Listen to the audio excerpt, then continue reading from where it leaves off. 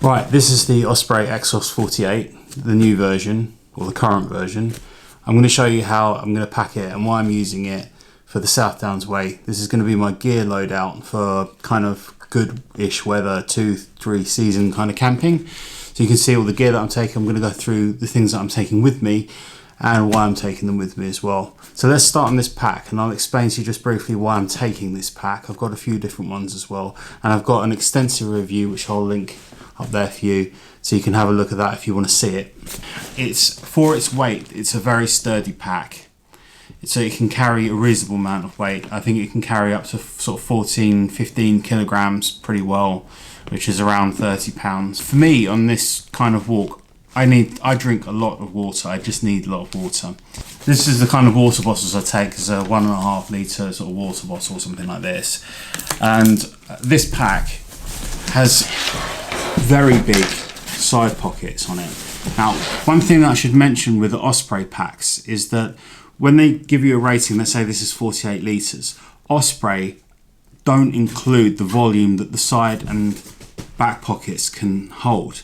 I asked them this because I thought to myself, it didn't seem like this was a 48 litre pack. It felt more like it was a 55 or so, something like that, maybe even a little bit more compared to other packs that I've used. And it felt like, yeah, 55 to 58, it felt more like that because of the size of these side pockets. Now, to give you an idea what I mean by that, if I put that in, so it's swallowed that up. I think with a bit of a push, I could even fit another one in there. Just to show you how big these pockets are.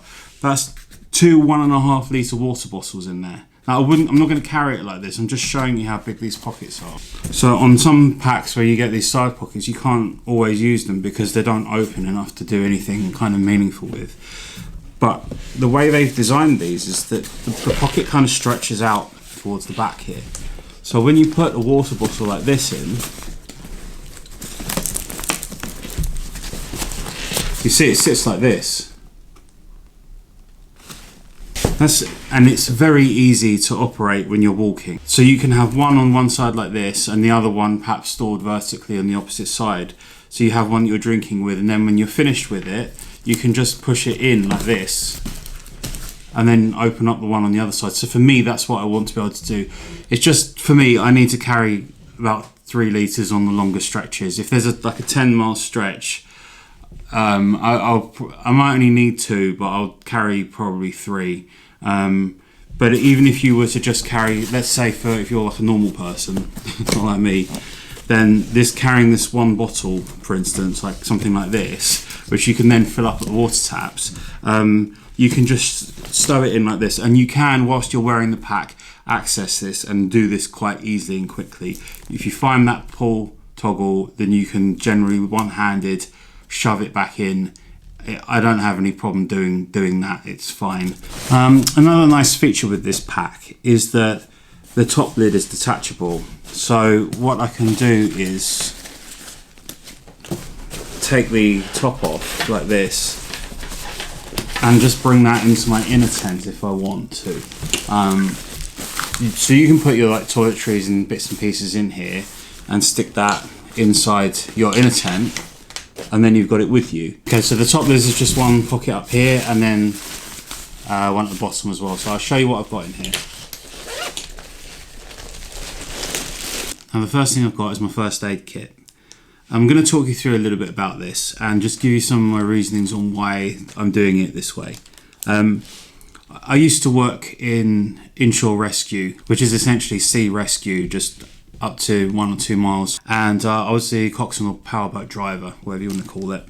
And we did loads and loads of rescues over time. It was a long time ago now, kind of feels like a lifetime ago, but one of the things that I'll tell you from that, and I know it's not the same as doing mountain rescue, it's the sea, but the kind of help that you can give yourself or somebody else with a first aid kit is limited. The kind of treatment that you need if you have a fall and you're not conscious or you're in a really bad way isn't in a first aid kit. Like, essentially it isn't. There are some people that carry massive quantities of first aid kit, and that's fine if they want to do that. And I'm not arguing with that. I'm just saying, like, there's a limited amount of stuff that you can do on the spot, unless you're bringing a substantial amount of gear with you. So the way I see it is that the best kind of things that you can do if in a serious situation is get help as fast as possible and try and keep the person warm. So my approach to first aid kits is actually really simple. I'm taking just the most basic things with me. So let's get into it. What have I got in here? So firstly, I'm using a clear bag.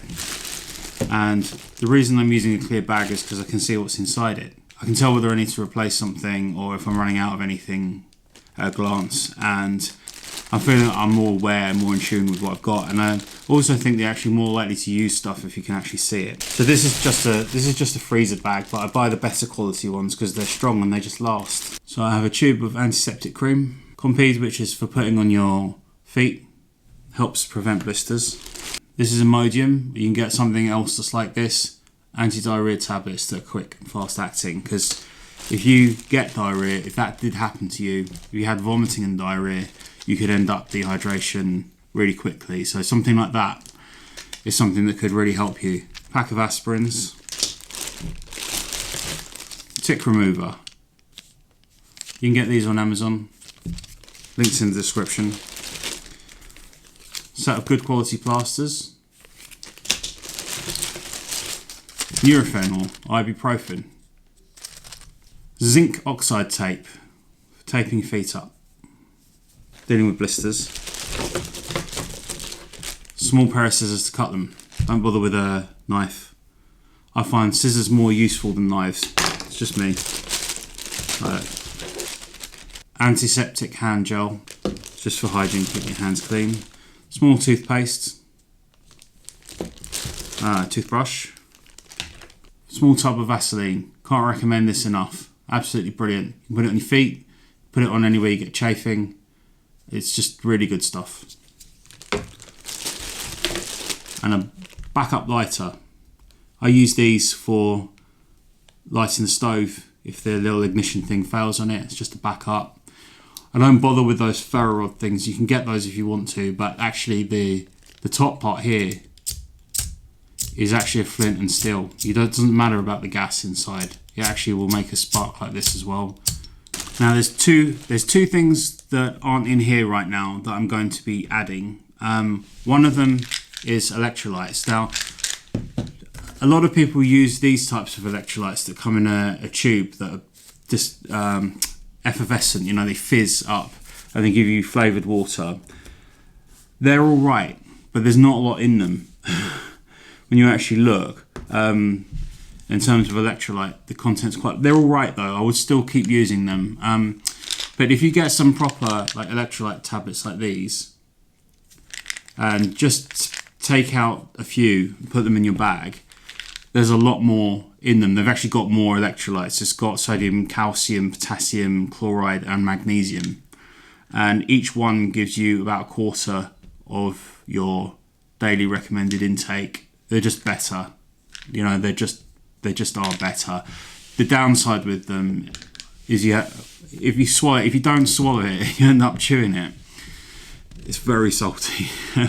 But I don't care. I don't really mind that. Like, it's all right. It's okay. The upside is you keep a clean bottle.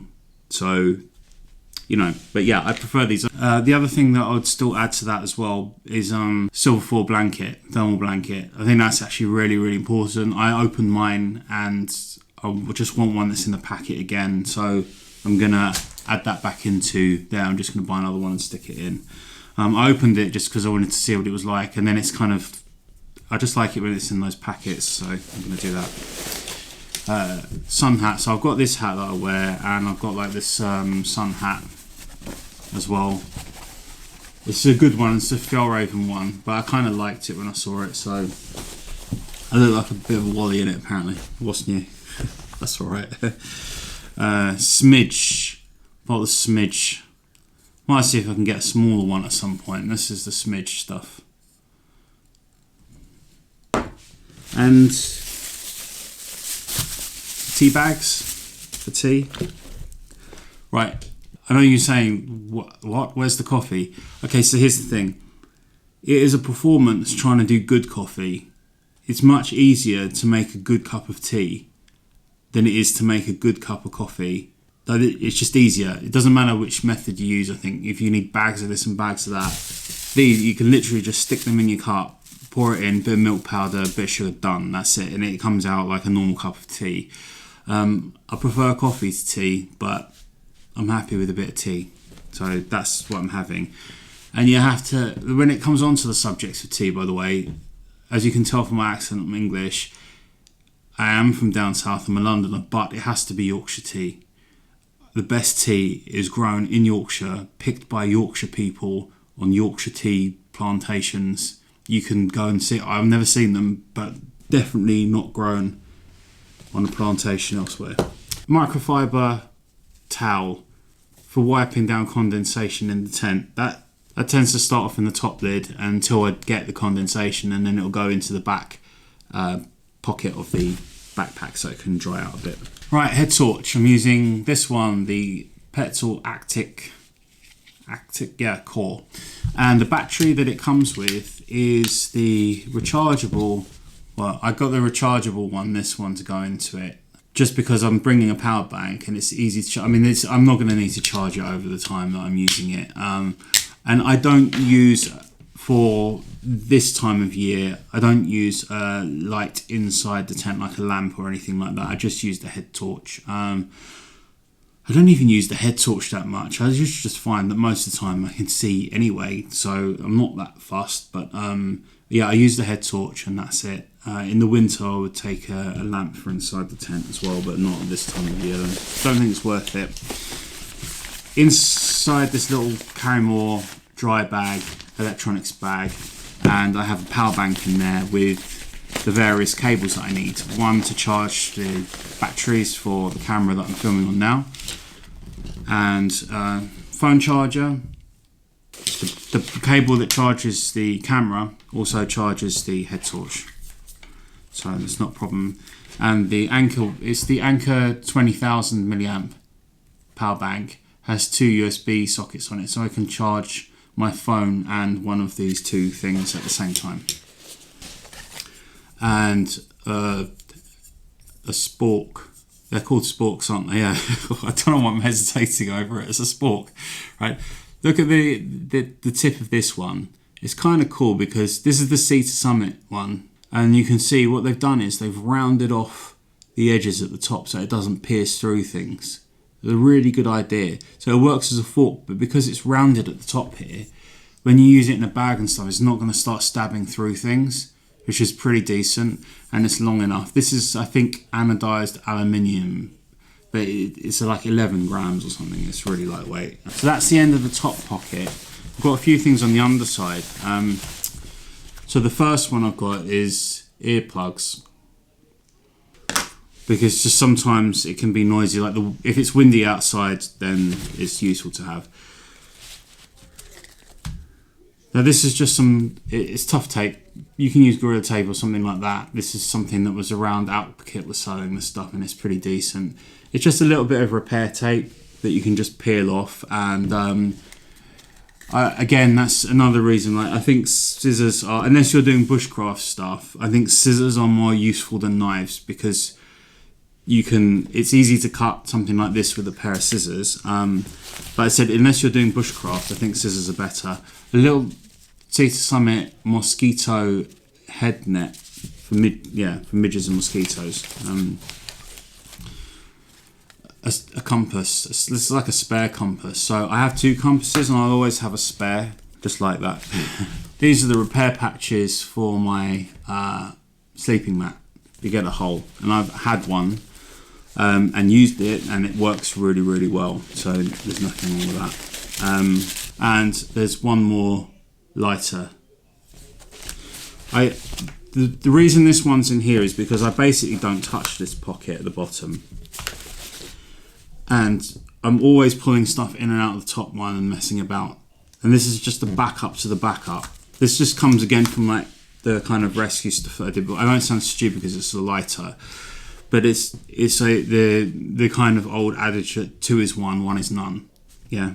One last thing, I'm not sure about this as well, but it would go probably into the top lid as well, is a water filter. People say that you don't need them and there's not that much water to filter anyway. I think it would make me feel more comfortable. I think I'm not going to use it, but I think psychologically, because I'm quite reliant and I need a decent amount of water, I think if I did get into a situation where a tap, let's say, wasn't working and there was one of those trough things or something and I did need water quite desperately, I'd like to have it there so I know that I could. But I would just say I'm taking this more for psychological reasons than actually needing. So what we'll do now is we'll get onto the main compartment and I'll show you how I do that. Now the way I do it is I use a pack liner. Well, it's just a dry bag actually, it's not a proper pack liner. It's just this Carrymore. You can get it from Sports Direct, or I think it's really cheap. It's just a dry bag, like a large dry bag, and I just stuff most of the things into that. Not everything, just like some of the main bits and pieces. So I'll put that into the rucksack. So first thing I'll do is make sure that it's lined up properly, so that it's straight, so it's not going to get twisted. And push it down to the bottom. So I'll push that down to the bottom now, and it opens up at this point. Right, so I really like quilts for the warmer half of the year, and I really don't like them for the colder part of the year because you get the drafts, and that's the advantages and disadvantage. I like using a warm quilt that I can throw part of it off, kick a leg out without having to unzip stuff. So in the warmer months, let's say from April to October, that's for the UK, that's kind of my go-to thing, it'll be a quilt. And for the colder months, I'll switch over to a sleeping bag because I don't then want those drafts at all. So this is the quilt that I'm using. It's quite large. Now this is a Thermarest quilt. It's a Thermarest Chorus quilt. But the thing is with the Thermarest Chorus quilts, there's two of them. And I got the warmer one, which is the 20 degrees Fahrenheit or the -6 bag. Now, you have to be really careful whenever you're looking at temperature ratings for various different bags or quilts and so on. So when you look online, the marketing that you'll see for this is that it's a -6 quilt, yeah? But I looked into that more carefully because I know how these things go. When you look at the actual ratings on the bag itself, I hope you can see that. What you see is that its comfort is 0 degrees centigrade or 32 Fahrenheit and limit is -6. Now, I've had this bag at -1 centigrade and it was fine with base layers on. No problem at all. So it depends on how you sleep. I think this would be down to -3, -4, it would be okay. But once it hits about -1 or 0, I'm probably changing over to a bag at that point because of the way the quilts are. But this quilt, just to tell you something about it, I really like it. It's about 700 grams. It has the straps that go across, like this, these straps that go across. It has two of them, so you can put it under your sleeping pad and then it stays more on you. It doesn't fly about so much. It also has a foot box at the bottom, which you can put your feet into, or you can even slide the mat into as well if it's not too wide, like mine fits in. I think with quilts it's really important that they've got these straps on them, because if they don't have straps that go across the sides, it's just going to lift up too much and spin all over the place, and I think it's too difficult to live with. This quilt has straight baffles along the sides of it and horizontal ones on the top. And the straight baffles are quite densely packed, and it really helps pull it down at the sides. It really has that weight where it comes down around you. And I think this is a very, very good quilt. I'm sure there's better ones around. I got a good deal on this, and I really like it. I think it's a very good quilt. So I've been really happy with this. And it's pretty lightweight. And I like that it doesn't have a drawstring at the top, but it does have a toggle so you can tighten it. And that's enough for me because, like I said, I'm not going down to much below 0 or -1 with this kind of a quilt. And I like that freedom of movement. Yeah, that's what I'm after with this. I don't want to be restricted in too much. I want it to stick to me, but I want to be able to kick a leg out or throw the top off if I want to, or have my arms out and sleep on my front, or whatever it is what position I want to get into, I can do that with this quilt and it works. So in terms of fulfilling what I want to do with it, it ticks all of the boxes and then some. I think it's brilliant. I've really liked it. But what I'll do with this is stuff it into the pack liner, and I'm not using a compression bag simply because it'll re-loft better when you've got the less you compress it. It'll also be quite good on its space saving in the sense that it will fill out the little gaps and things at the bottom. It'll fill the space rather than, let's say you've got a stuff sack that's this shape, and it'll then be that shape, and then you'll have bits of dead space around the sides of it where you might be able to slide something down there. But with this situation, you push it into the bottom and it'll fill out the bottom of the bag. That's why it's important enough to make sure that your dry bag or pack liner is big enough to fill the bottom of the bag as well, because otherwise then you get dead space again. The thing with stuffing down things into bags like this is that you kind of need to, once you get it to this stage where it's in, you kind of need to sort of punch it in and then push it in. So if you kind of punch it in with your fist, you'll create dents in there, and then push bits and then punch it, and then you'll get it in. So you see I'm doing is sort of punching it in to the bag, and it just compresses down much faster like that. And the next thing I'm going to add to that is my down jacket. But even in the summer I take a down jacket with me because some nights can be cold, and if you're just sitting around or waiting to set up, it's nice to be able to just pull out a down jacket if you want to, but I just take it with me so I've got it. It's just one of those things that's nice to have. I don't think it's a must. It depends on the temperature or where you are and what time of year, but because I'm going to be going in April, you can still get some cold nights. It could be at 4 or 5 degrees. It's worth having one. Now the next thing for me is base layers for sleeping in. So I'm just going to push these in. Okay, so on top of that, now I'm going to add in my sleeping mat, which I don't bother bring the bag for. I use the Xtherm. It's the squarer one, which is I think called the Max, but it's just at the regular size, if that makes sense. This is the one. It's got like the speed rail thing where you just blow into kind of a chute at the front of it. I use this all the year round because it's actually a very comfortable mat, and it's very, very good in the winter. These are very expensive mats, but I would say to you, if you wait for the summer and you look continuously online, there are sales, and I got this half price.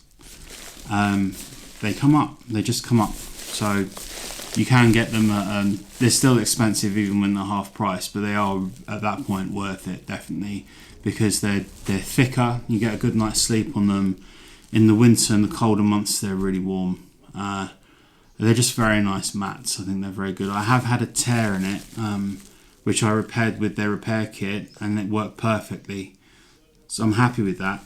I think I really rate it. I think if of all the bits of kit that I've got, the one area where I'd say you should spend some money is on your sleep system, and in particular I think the mat, because that's what's going to give you your sleep. I mean, if you get a good night's sleep, it's going to make all the difference in the world. So I'm now going to add that in as well. So the next thing is for my pillow, and I'm using the Trekology Aluft 2. I've had so many different pillows, and this has been the best one because it's got that strap on the bottom, but it has like the two-way valve thing, so it's easy to fill and then release. It has some sort of grippy dots which don't actually feel grippy, but they work somehow. They don't feel like they're going to do anything, but they do, and it's comfortable enough on the other side, and it blows up to a decent size. But that strap goes around the sleeping mat, and then it holds the pillow in place. The amount of times with other pillows I spend chasing around inside the inner tent like a squirrel. It's like, you know, Ice Age, when that squirrel thing's trying to chase that nut about the place. That's what it's like for me with pillows. So this is like keeping it in place. And yeah, I like it. I think it's great. I'm really happy with that. So again, I don't have the bags for these things because what is the point in having the bags for it? the mat I fold it up into a square. This I just fold it up like that. It's flat. It's better to pack things flat like this. It'll save space than having an odd shape like a ball, which is what this rolls up into. At camp, when I'm in the tent, I don't want storage bags flying around. They don't serve any to me. The kind of bags that these things go into serve no purpose whatsoever. So I just don't bother carrying them, and it's not a weight saving thing. It's just I can't have a messy tent. I just can't deal with it, and I don't want to have the biggest issue for me with messy tents really is having all the bags that things went into just flying around all over the place, and then trying to find them the next morning, and usually find the one you want is underneath your sleeping mat. I don't know why, but they always end up there for me. Okay, so there's more to go into the bag still, but that's all that's going to go into the dry section. So at this point I push the air out as best I can, roll it over a bit, and then clip that together. That's taken up about half the pack. I could get that down smaller if I was to compress all that down stuff down more, but like I said before, the more you compress things down, the longer it takes to loft up afterwards. And this gives a nice spread. One of the difficulties with this bag is that you kind of need to have a good distribution of the weight in order for it to balance well. It's the only bag I've had which is a bit picky about the distribution of weight within it, and this seems to work well because it gives you kind of a nice way to spread the weight out. So now we're going to go on to my cook system, and again I've tried out different things, and this I'll explain to you why I'm using this system and why I like it. So this is a Soto river pot. Inside I put the gas and the stove into a sandwich bag like this, because the gas canister at the bottom can start to rust, and then you get rust rings inside your can, inside your pot, which isn't good. So I'm just using one of these small gas canisters, and the stove that I've got is the Soto Windmaster, which I think is an excellent stove. It's so that screws in at the bottom, and then you get this little piece. That simply pushes on like this, and then you take the base. You have to buy this set. Bought it from Go Outdoors, and that clips on, and that just helps balance the whole thing. And the pot has the little arms that come out, and it sits on top. I like with this system, all fits into one. It's very lightweight. I can use a pan if I want to with this. It's just flexible. I think it's good. I like to be able to just pull out that pot, and then that's my cooking system all in one. Right, now onto the tent. The tent I'm taking with me is this one. If you can guess what that is. It is a Lanshan 1 in the khaki brown colour. It's not the Pro.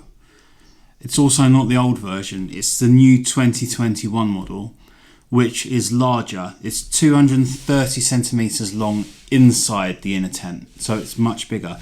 I didn't buy this tent before, and I wanted it, but I didn't buy it before because it wouldn't have been long enough. I'm 6 foot, and I just think, I know people have used it that are 6 foot, but I've also seen a lot of people complaining about the lack of inner space as well, at my height, and I know that I'd be one of those people. For this year, they've made it a little bit wider and a little bit longer.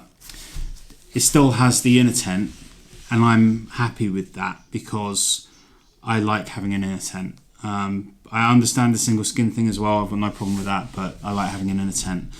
And more than that, I ordered it with the 4-season inner, and the reason for that is because I live in the UK, and the UK is not a warm country. I don't really camp in the middle of summer. It's just not my thing. I like to have a barbecue or something. I might do some camping, but it's not so much my thing. So for me, this tent is the sort of April to June, and then September to sometime in October. It's just for a few months of the year, but those are the times when I might do some of the longer trails. Yeah, for me, this isn't the sort of tent that I want to go up onto a summit or something with. No, I use my other tents for that. But for the trails and things that are lower down, I think this is going to be perfect. Now, I ordered it with the 4-season inner, and like I said, and the reason I did that is because it just isn't that warm at night time. If it's 8 or 9 degrees, I would rather have a 4-season inner because it's just more comfortable. It's nicer. It stops the drafts. It stops the kind of it gives you traps a little bit of a layer of air, and I just find that that's more comfortable. I know that for me that's the right answer. That's the right thing to do. And that comes with a set of pegs as well, which are the sort of standard one. I've just put the tent up, so these are going to be dirty. See if I can find one that's relatively clean. Yeah, these are the pegs that it comes with. They're little X-shaped stakes, and they're good.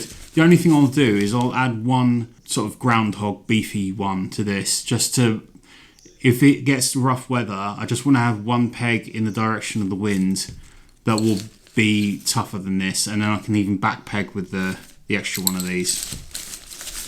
So that's the tent I'm taking, and that needs a trekking pole, but I use trekking poles. If you don't use trekking poles and you just think they're for people that have like physical problems or old, then you are really, really mistaken. These things make walking apparently scientifically between 15 and 30% easier, and believe that they do. They really make things easier, especially when you're going up and down hills. They're not that much use, I would say, on flat ground, but particularly downhill, they'll help. They'll save your knees. They'll keep you hiking for a much longer period of time, in your lifetime, because the pressure they'll take off your knee joints, especially on things like descents, and when you're going uphill, and they give you balance as well. They really do make a big difference, and it's much easier to walk with them. The tent needs one of these to go up, and I like hiking mostly with one pole. I'm going to be film a lot of the stuff that I'm doing, and working with 2 poles will interfere with that to some degree. Using one gives me enough of the benefits of using a pole. Gives me the pole to use for the Lanshan, and I kind of like that feeling of walking with one. I feel like I'm kind of more in my stride. You know, just up to you really what you do with them. But if you don't use walking poles, buy some and try it out. This was from Decathlon. It's £7 and I still use it. I'm a big guy. This pole can take all of my weight, and it weighs, I think, 230 grams. So it's a lightweight pole. £7 it cost. It's metal. I don't know what metal. And it just clips out like this. The only disadvantage with it, I suppose it's because it's cheap. If you keep pulling it and you miss those little popping points which you've got here, with the little popper comes out. If you miss that, you see how it comes out like this, and it's got all the heights marked on it. It will just slide out. But it's £7, and it has different points here where you can hold on to. When you're going uphill, you need the shortest pole so you can grip the bottom part, and when you're going down here, you need it longer. You hold this one, or you put your hand on the top like this to balance, and you don't have to change the height of the pole. You just set it once and you're off. So that's coming along as well. I don't think I don't know if that gets included in base weight when people do that. I'm going to weigh it without, but if you want to add it on, it'll be 230 grams for that. Let's get the tent inside. That's in. Now the space that's left over on the top there is for when I buy food on the way and stick it in there. On the first day I'll take some food with me, but I'm just going to be buying as I go along, and then sticking the food in there to prepare or eat as I go. I'm not going to be taking any food as such other than for the first day. The only thing left is the outer pocket, and that's just the toiletries bag inside one of those carrier bag things. Right, so the one thing left to do now is weigh this. This is the base weight, so that's without food and without water. So you can see 6.9 kilograms, or 7 kilograms. Yeah, so it's 6.9 or 7 kilograms, let's call it 7 kilograms. If I carry up to 3 litres of water, that would bring it up to 10. Maybe there'll be a little bit of food in there, so it's probably going to be mostly somewhere between 8 and 11 kilos. That's 11 would probably be the maximum I'd be carrying. That would be with food and fully topped up water. But as you drink that goes down, and then you consume the food and that weight goes down, and then you restock and it goes up again, so it fluctuates. That's why people measure the base weight as without the water and without the food. And I guess usually it'll be hovering around the 10.5 kilo mark, which I think is okay for something like this. Like, that's not in the ultra light or light. I don't even think that's in the lightweight category, but I think it's a decent weight. There's probably a few little bits and pieces that I could remove if I wanted to, but I'm not fussed. That's okay. I mean, like, that kind of weight, I can carry that without any problem, so I'm good with that. So subscribe to the channel, because I'm going to be taking you guys along for this trip and other trips afterwards as well. I'll be talking about the gear that I'm using, how it's going for me, what's working, what's not working, any changes that I make, any little tips and advice along the way as well. And also I'll be doing a little bit of a kind of a debrief afterwards as well, where I just summarise how the kit works out for me. I'll do a little review of that Lanshan as well, because I can't review it yet, because I've had it up in the garden but I haven't used it, so I'm not going to review something I haven't used. But if I do the South Downs Way in it, I think that would be enough. That's the kind of terrain I think that it's perfect for, probably. That's what I'm thinking, and I'll let you know what I think of it afterwards, how I got on with it. It'll be interesting to see, and I'll do kind of little mini reviews of bits of kit, how I'm getting on with it along the journey as well, so hopefully that'll be useful. I'll see you in the next video. Take care. Bye bye.